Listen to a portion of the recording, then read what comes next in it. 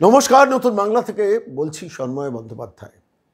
যা আশঙ্কা করা গিয়েছিল ঠিক তাই, অর্থাৎ যে তালিকা স্কুলগুলোতে পাঠানো হয়েছে যে এদের জয়েন করতে দেওয়া হোক, এবং যে তালিকা সর্বসমক্ষে আনা হয়নি, যে তালিকা প্রকাশ্যে প্রচার করা হয়নি, প্রকাশ করা হয়নি, এবং আশঙ্কা করা গিয়েছিল যে এই যে তালিকার বিভিন্ন স্কুল সার্ভিস কমিশনের তরফ থেকে ডিআই এর কাছে পাঠানো হয়েছে এবং ডিআই এর তরফ থেকে স্কুলগুলোকে জানানো হয়েছে এদের জয়েন করতে দেওয়া হবে, অর্থাৎ সর্বসম্মুখে আসতে পারেনি যে সারা পশ্চিমবঙ্গে কতজন যোগ্যকে স্কুল সার্ভিস কমিশন জয়েন করাতে দিচ্ছে। এখানেই আশঙ্কা প্রকাশ করা গিয়েছিল, বা আশঙ্কা অনেকেই করেছিলেন যে এই যোগ্যতার মধ্যেও জল মেশানো হবে, সেই জন্যই তালিকাটা প্রকাশ্যে আনা হলো না। কেউ আমরা জানতে পারলাম না, কেউ জানতে পারছেন না, শুধু ডিআইরা জানছেন যে তাঁদের এখতিয়ারভুক্ত স্কুলগুলোর মধ্যে কোথায় কোথায় কোন কোন টিচারকে টিল 31 ডিসেম্বরের ওই কোটাতে জয়েন করতে দেওয়া হবে, এবং কারা টেন্টেড বলে, যারা টেন্টেড বলে চিহ্নিত তার তালিকাও শোনা গেল যে খুব সাইলেন্টলি ডিআইদের পাঠিয়ে দেওয়া হয়েছে, কিন্তু স্কুলগুলোকে জানানো হয়নি। কি অদ্ভুত বৈপরীত্য! ঠিক এখানেই লুকিয়ে রয়েছে আসল রহস্য। আমরা প্রথম দিন থেকেই বলছিলাম যে এই যে তালিকা ডিআই এর অফিস থেকে স্কুলগুলোকে পাঠানো হবে, এখানেই মেশানো থাকবে জল, অর্থাৎ টাকা দিয়ে যারা চাকরি পেয়েছেন, যাদের চাকরি চলে যাওয়া উচিত ছিল, সেই টেন্টেড ক্যান্ডিডেটদের যাদের বাঁচানোর জন্য মমতা প্রশাসন বা ব্রাত্য বসু শিক্ষা দপ্তর আলটিমেটলি বলি দিল 25,752 জনকে, তাদের আস্তে আস্তে ভেতরে ভেতরে ঢুকিয়ে দেওয়া হবে। এটা আমরা আশঙ্কা করেছিলাম, এবং সেই খবরগুলো টুকরো টুকরো আসতে শুরু করেছে ইতিমধ্যে আইনজীবীদের কাছেই শুনছিলাম। ঠিক সেই প্রেক্ষিতে দাঁড়িয়ে আমরা হঠাৎ খবর পেলাম যে উত্তরবঙ্গে ববিতা সরকার, যিনি অঙ্কিতা অধিকারীর পরিবর্তে চাকরি পেয়েছিলেন, এবং তার পরবর্তীকালে জানা গিয়েছিল যে তার নম্বরে কিছু গণ্ডগোল আছে, ফলত তিনিও চাকরি হারিয়েছিলেন। এই যোগ্যদের তালিকায় ববিতা সরকারের নাম আছে। আমরা গতকাল সেটা জানতে পারলাম, এবং পরবর্তীকালে দেখলাম ইলেকট্রনিক্স মিডিয়ায় ববিতা সরকার সংবাদ মাধ্যমকে জানাচ্ছেন যে যেহেতু আমার নামটা তালিকায়, যোগ্যদের তালিকায় আছে, আমি স্কুলে যাব। তার তো কোনো অন্যায় নেই, তার কোনো অপরাধও নেই, তিনি স্কুলে যাবেন বলেছেন, তিনি স্কুলে যেতেই পারেন, যেহেতু যোগ্যদের তালিকায় তার নামটা এসছে। কিন্তু প্রশ্নটা হলো, নামটা এলো কী করে? এখানেই লুকিয়ে রয়েছে আসল রহস্য। অর্থাৎ সর্বসম্মুখে বিকাশ ভবন বা স্কুল সার্ভিস কমিশন বা মধ্য শিক্ষা পর্ষদ বা শিক্ষা দপ্তর কেউ যে যোগ্যদের তালিকার নামগুলো প্রকাশ্যে আনছেন না, এই না আনার পেছনেই হচ্ছে এই কারণ যে এর মধ্যে জল মিশিয়ে দেওয়া হয়েছে যোগ্যদের মধ্যে, শুধুমাত্র টাকা দিয়ে যারা চাকরি পেয়েছেন বা সাদা খাতার মাস্টার, তাদের বাঁচানোর জন্য, মানে তাদের বেশ কিছু কোটা, যারা তৃণমূল কংগ্রেসের খুব কাছের লোক, তাদের এই তালিকার মধ্যে ঢুকিয়ে দেওয়াটা ছিল স্ট্র্যাটেজি। এটা আমরা প্রথম থেকেই আশঙ্কা করেছিলাম, এবং ঠিক সেইটাই ঘটতে শুরু করলো। প্রথম প্রমাণ ববিতা সরকার।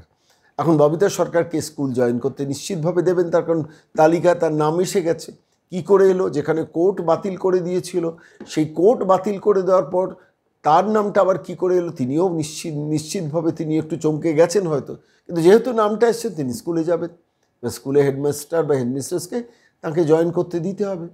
আমি এই সমগ্র বিষয়টা নিয়ে আইনজীবী সুদীপ্ত দাশগুপ্তের কাছে জানতে চেয়েছিলাম, যে সুদীপ্তবাবুকে বললাম যে দেখুন, ববিতা সরকার, যার কোর্টের নির্দেশে চাকরিটা চলে গিয়েছিল, প্রথমে অঙ্কিতা অধিকারী, পরেশ অধিকারীর কন্যার গিয়েছিল, তার পরিবর্তে তার পরের র্যাঙ্কে যিনি ছিলেন তিনি হচ্ছেন ববিতা সরকার। ববিতা সরকার চাকরি পেয়েছিলেন, পরবর্তীকালে কোর্টে জানা গেল তার নম্বরে কোনো গণ্ডগোল হয়েছে, ফলত তার পরিবর্তে জনৈকা বোধহয় সম্মত অনামিকা দাস, তিনি স্কুলে চাকরি করবেন। তো এখন যেটা ঘটলো, অনামিকা দাস তারপরে যিনি তার চাকরি মানে পেয়েছিলেন, ববিতা সরকারের চাকরি চলে গিয়েছিল, সেই ববিতা সরকার যোগ্যদের তালিকায় ঢুকে পড়ল। এখন কেউ বলবেন এটা ইন্টেনশনাল, কেউ বলবেন আনইন্টেনশনাল, কিন্তু আমাদের বারবারই মনে হয়েছে যে যোগ্যদের তালিকা প্রকাশ্যে প্রকাশ না করার পেছনে এটাই কারণ। এই জলগুলোকে মেশানোর চেষ্টা পরিকল্পিতভাবে চেষ্টা করা হয়েছে স্কুল সার্ভিস কমিশনের তরফ থেকে। আমি সরাসরি আইনজীবী সুদীপ্ত দাশগুপ্তকে প্রশ্ন করেছিলাম, বিষয়টি কি কন্টেম্পট অফ কোর্টে বা রিভিউ পিটিশনের মধ্যে আপনার তুলে আনবেন, উল্লেখ করবেন? বললে অবশ্যই, প্রয়োজন হলে অবশ্যই উল্লেখ করব বলে এই বিষয়টার সম্বন্ধে তাঁর যা অভিব্যক্তি আমাদের নতুন বাংলার কাছে জানিয়েছে। সুদীপ্ত বাবু নমস্কার, আমি সন্ময় বলছি। নমস্কার সন্ময় বাবু, বলুন। একটা সংবাদ দেখলাম যে ববিতা সরকারের কোর্টে বাতিল হয়ে গিয়েছিল চাকরি, সেই ববিতা সরকারের এই যোগ্যদের স্কুলে যেতে পারবে, সে তাতে নাকি নাম এসছে ববিতা সরকার, এবং তিনি টিভি ইলেকট্রনিক্স মাধ্যমে ইন্টারভিউ বললেন আমি কাল থেকে স্কুলে যাব। কি বলবেন, কিভাবে দেখছেন? মানে যে ববিতা সরকারের চাকরি চলে গেছে কোর্টের নির্দেশে, তাকেও যোগ্য করে দিল এই যোগ্যের নতুন লিস্টে। দেখুন, প্রথম কথায় আমি বলি, এই যে লিস্ট যেটা ডিআই অফিসে পাঠানো হয়েছে, কেন মানে এটা পাবলিশ করা হয়নি আজকে প্রমাণিত, কারণ ওই লিস্টে প্রচুর প্রচুর অযোগ্য আছে। হ্যাঁ, ববিতা সরকারের নামটা আজকে সামনে এসছে কারণ ওনার নামটা সবাই জানে। আজকে অঙ্কিতা অধিকারীর চাকরিটাকে যে বেআইনি সেটা চ্যালেঞ্জ করে ববিতা সরকার মামলা করেছিলেন, এবং কলকাতা হাইকোর্ট অর্ডার দিয়েছিলেন যে ববিতা সরকার চাকরিটা পাবে এবং 15 লক্ষ টাকা পাবে, অঙ্কিতা অধিকারী যে মাইনেটা পেয়েছিল সেই মাইনের টাকাটা। পরবর্তীকালে দেখা যায় যে ববিতাও ভুলভাবে চাকরিটা পেয়েছে, এবং অনামিকা বলে একজন ভদ্রমহিলা মামলা করে, এবং অনামিকা মামলা করার পরেই ববিতার চাকরি বাতিল করে দেয় হাইকোর্ট, যে ওনাকে ভুলভাবে চাকরি দেওয়া হয়েছে, উনি চাকরি পেতে যোগ্য না, এবং সেই চাকরি অনামিকাকে দেওয়া হয়।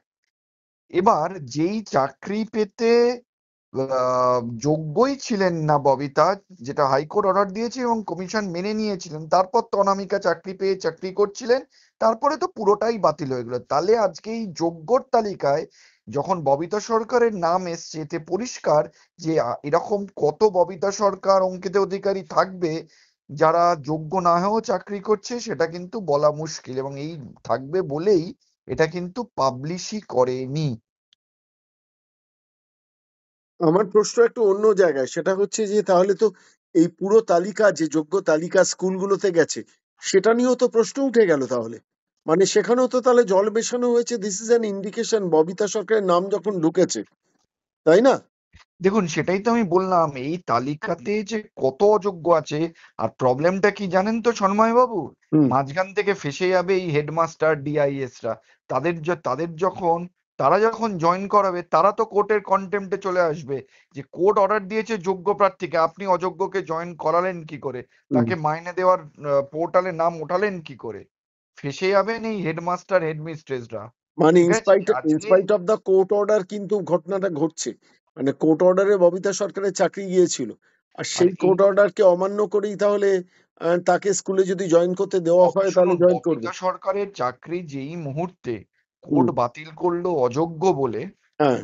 কারণ ওনার নম্বর কম, অনামিকার নম্বর বেশি, অনামিকা চাকরি পাবে, হুম। সেই মুহূর্তে তার হুম। মানে ববিতা সরকারের ওয়েট লিস্টেড ক্যান্ডিডেট, হুম। রিকমেন্ডেড ক্যান্ডিডেট না।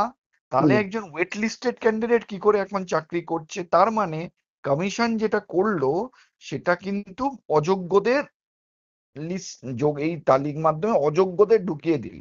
হুম। এবং আপনি যদি একটা জিনিস দেখেন না, খুব মিলটা খুঁজে পাবেন। আপনি দেখবেন যাতে করে তালিকা বার না করতে হয়, একটা টাল বাহানা করলো, তারপর যেই মুহূর্তে কন্টেম্পট হলো, কন্টেম্পটে যাতে সময় নষ্ট করা হয় তাই জন্য বললো যে এখানে হবে না, সুপ্রিম কোর্টে হবে, এই নিয়ে সময়টা। আর ইন দ্য মিন টাইম এই অযোগ্যদের যোগ্যদের সঙ্গে মিশিয়ে স্কুলে ঢুকিয়ে দিয়ে মাইনে পাওয়াচ্ছে। এবং এর জন্য সরকার তো দেখুন ফাঁসবেই, সুপ্রিম কোর্টে হোক, হাইকোর্টে হোক, সরকার আজকে এই সচিব, শিক্ষা দপ্তরের সচিব, এরা কন্টেম্পটে ফাঁসবেই। আপনার কন্টেম্পট এরা কন্টেম্পটের মামলা, করেছে, কিন্তু মাঝখান থেকে কোর্ট অবমাননার দায় পড়ে যাবে এই হেডমাস্টার কন্টেম্পটের মামলায় হেডমিস্ট্রেসের ববিতা উপর। সরকারের কেসটাকে তুলবেন আপনারা?